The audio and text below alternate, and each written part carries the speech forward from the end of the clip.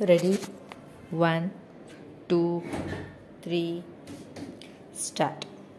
ದಿನಾಂಕ 3/11/2011 ಪ್ರಕರಣದ ತನಿಖೆಯನ್ನು ಚಾಸ 18ರವರಿಂದ ಮುಂದಿನ ತನಿಖೆಯನ್ನು ಪಡೆದುಕೊಂಡು ಅದೇ ದಿನ ಗುನ್ನ ಸ್ಥಳಕ್ಕೆ ಭೇಟಿ ನೀಡಿ ಚಾಸ 2 ಮತ್ತು 3ರವರ ಸಮಕ್ಷಮ ಅಪರಾಧ ಸ್ಥಳದ ಪಂಚನಾಮೆ ಮಾಡಿ ಅಲ್ಲಿ ಗಾಜಿನ ಚೂರು ಜಪ್ತು ಮಾಡಿ ನೀಪಿ 1ರಂತೆ ಪಂಚನಾಮೆಯನ್ನು ಮಾಡಿರುತ್ತೇನೆ. ನೀಪಿ 1ರಲ್ಲಿರುವ ಸಾಕ್ಷಿಯ ಸಹಿಯನ್ನು ನೀಪಿ 1B ಎಂದು ಗುರುತಿಸಲಾಯಿತು. ನಾನು ವಶಪಡಿಸಿಕೊಂಡ ಗಾಜಿನ ಚೂರುಗಳು ನೋಡುತ್ತಿದ್ದು ಅವುಗಳನ್ನು ಈಗಾಗಲೇ MO1 ಎಂದು ಗುರುತಿಸಲಾಗಿದೆ. ಘಟನಾ ಸ್ಥಳದಲ್ಲಿ ತೆಗೆದ ಫೋಟೋಗಳನ್ನು ನೋಡುತ್ತಿದ್ದು ಅವುಗಳು ಈಗಾಗಲೇ ನೀಪಿ 2ರಿಂದ 10 ಎಂದು ಗುರುತಿಸಲಾಗಿದೆ. ಘಟನಾ ಸ್ಥಳದಲ್ಲಿ ನಾನು ಗುನ್ನಾ ಸ್ಥಳದ ಕಚ್ಚಾ ಹಾತ್ ನಕಾಶೆಯನ್ನು ತಯಾರಿಸಿರುತ್ತೇನೆ. ಅದನ್ನು ನೋಡುತ್ತಿದ್ದು ನೀಪಿ 17 ಎಂದು, ಸಾಕ್ಷಿಯ ಸಹಿಯನ್ನು ನೀಪಿ 17A ಎಂದು ಗುರುತಿಸಲಾಯಿತು.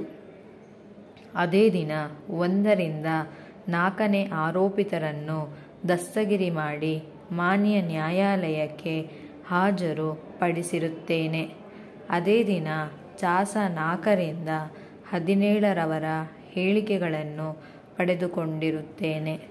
ಚಾಸ 4ರವರು ನೀಪಿ 11ರಂತೆ, ಚಾಸ 5ರವರು ನೀಪಿ 12ರಂತೆ, ಚಾಸ 6ರವರು ನೀಪಿ 13ರಂತೆ, ಚಾಸ 8ರವರು ನೀಪಿ 16ರಂತೆ ನನ್ನ ಮುಂದೆ ಹೇಳಿಕೆಯನ್ನು ನೀಡಿರುತ್ತಾರೆ.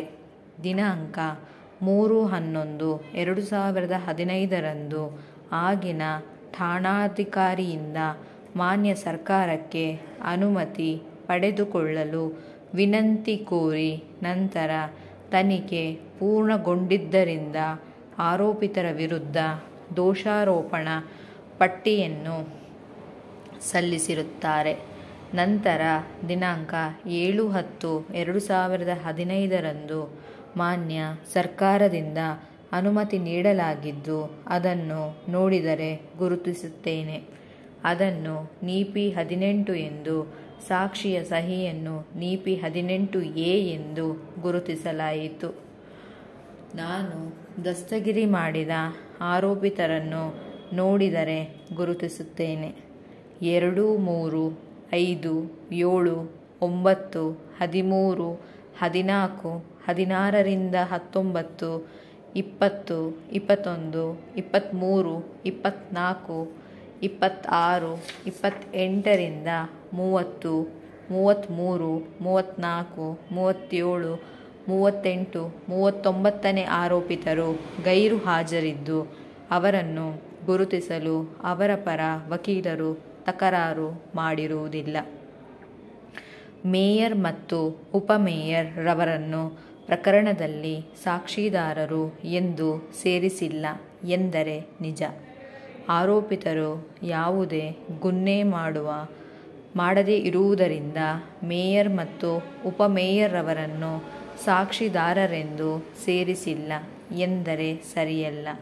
ಸಿಬ್ಬಂದಿ ವರ್ಗದವರನ್ನು ಹೊರತುಪಡಿಸಿ ಸಾರ್ವಜನಿಕರನ್ನು ಸಾಕ್ಷಿದಾರರೆಂದು ಸೇರಿಸಿಲ್ಲ ಎಂದರೆ ನಿಜ. ನಾನು ಗುನ್ನಾ ಸ್ಥಳಕ್ಕೆ ಭೇಟಿ ಕೊಟ್ಟಿಲ್ಲ, ಯಾವುದೇ ಪಂಚನಾಮೆ ಮಾಡಿಲ್ಲ, ಯಾವುದೇ ಕಚ್ಚಾ ನಕ್ಷೆ ತಯಾರಿಸಿಲ್ಲ ಎಂದರೆ ಸರಿಯಲ್ಲ. ಸಾಕ್ಷಿದಾರರು ನಮ್ಮ ಕಚೇರಿಯ ಸಿಬ್ಬಂದಿ ಇರುವುದರಿಂದ ನಾನೇ ಕೊಟ್ಟಿ ಹೇಳಿಕೆ ದಾಖಲಿಸಿದ್ದೇನೆ ಎಂದರೆ ಸರಿಯಲ್ಲ.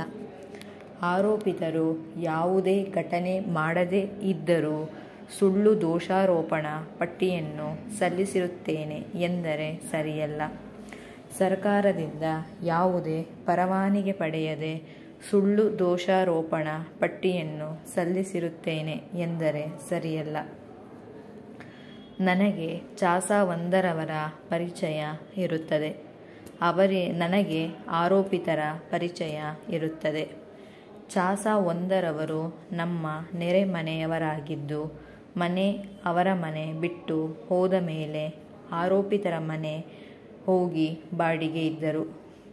ಆರೋಪಿತರು ಸುಮಾರು 6.50 ಲಕ್ಷ ಪಡೆದುಕೊಂಡು ನಿಮಗೆ ಮನೆ ಮಾರಾಟ ಮಾಡುತ್ತೇವೆ ಎಂದು ಸದರಿ ಹಣದಲ್ಲಿ ಸುಮಾರು 5,40,000 ಹಣವನ್ನು ಚೆಕ್ ಮುಖಾಂತರ, ಉಳಿದ 1,20,000 ನಗದು ಮುಖಾಂತರ ನೀಡಿರುತ್ತಾರೆ. ಈ ವಿಷಯವನ್ನು ಚಾಸ1ರವರು ನನಗೆ ಹೇಳಿರುತ್ತಾರೆ. ಕೆಲವು ವರ್ಷಗಳ ನಂತರ ಮನೆಯನ್ನು ಮಿರ್ಜಿ ಎನ್ನುವವರಿಗೆ ಮಾರಾಟ ಮಾಡಿದ್ದೇವೆ, ಮನೆಯನ್ನು ಖಾಲಿ ಮಾಡಿ ಎಂದು ಆರೋಪಿತರು ಹೇಳಿರುತ್ತಾರೆ. ಆರೋಪಿತರು ಚಾಸ1ರವರಿಗೆ ಮನೆ ಮಾರಾಟ ಮಾಡದೆ ಹಣ ಪಡೆದು ಮೋಸ ಮಾಡಿರುತ್ತಾರೆ. ಪೊಲೀಸರು ನನ್ನನ್ನು ವಿಚಾರಣೆ ಮಾಡಿರುತ್ತಾರೆ. ಚಾಸ1ರವರು ಆರೋಪಿಗೆ ನೀಡಿದ ಚೆಕ್ಕನ್ನು ನೋಡಿದರೆ ಗುರುತಿಸುತ್ತೇನೆ. ಅವುಗಳನ್ನು ಈಗಾಗಲೇ ನೀತಿ 2ರಿಂದ 4 ಎಂದು ಗುರುತಿಸಲಾಗಿದೆ. 2003ರಲ್ಲಿ ಚಾಸ1ರವರು ಮನೆಯನ್ನು ಬಿಟ್ಟು ಹೋಗಿರುತ್ತಾರೆ.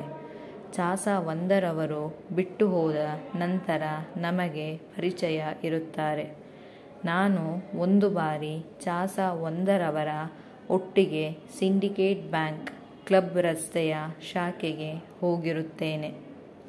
ಚಾಸ1ರವರು 1ನೇ ಆರೋಪಿಗೆ ಚೆಕ್ಕನ್ನು ನೀಡಿರುತ್ತಾರೆ.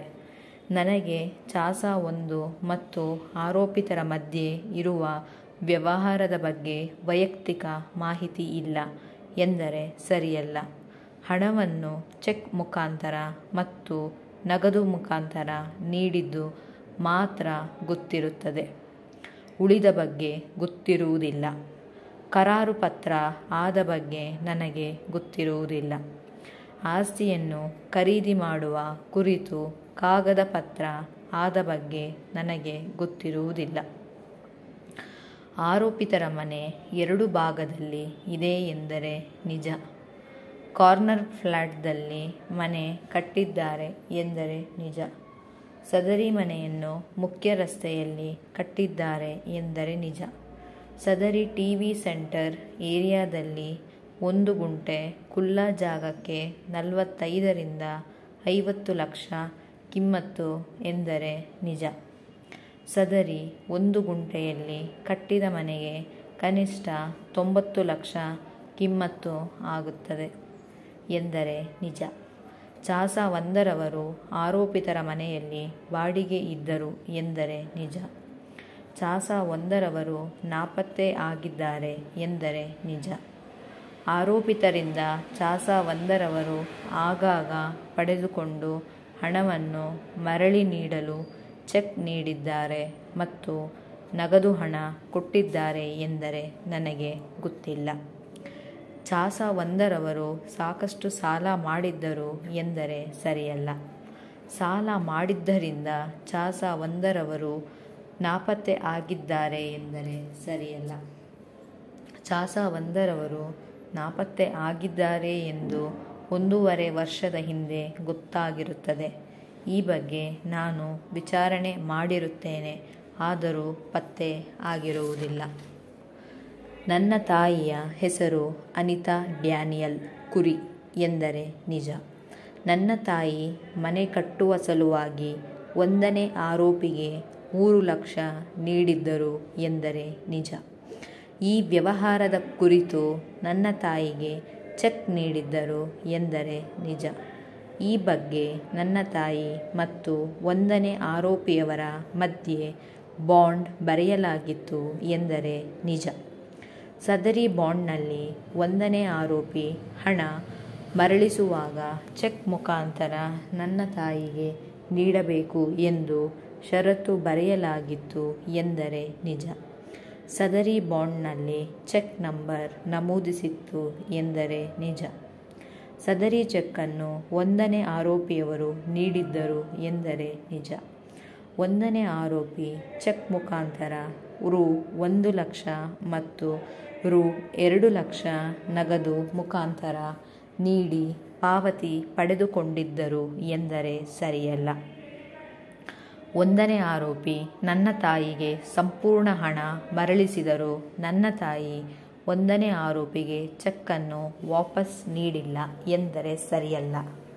ಸದರಿ ಚೆಕ್ ಆಧಾರದ ಮೇಲೆ ಚೆಕ್ ಬೌನ್ಸ್ ಪ್ರಕರಣ CC ನಂಬರ್ 1047/2009 ದಾಖಲಾಗಿತ್ತು ಎಂದರೆ ನಿಜ. ಸದರಿ ಪ್ರಕರಣ 5ನೇ JMFC ನ್ಯಾಯಾಲಯಕ್ಕೆ ವರ್ಗಾವಣೆಯಾಗಿ ಅಲ್ಲಿಯೇ ನಿಕಾಲಿಯಾಗಿದೆ ಎಂದರೆ ನಿಜ.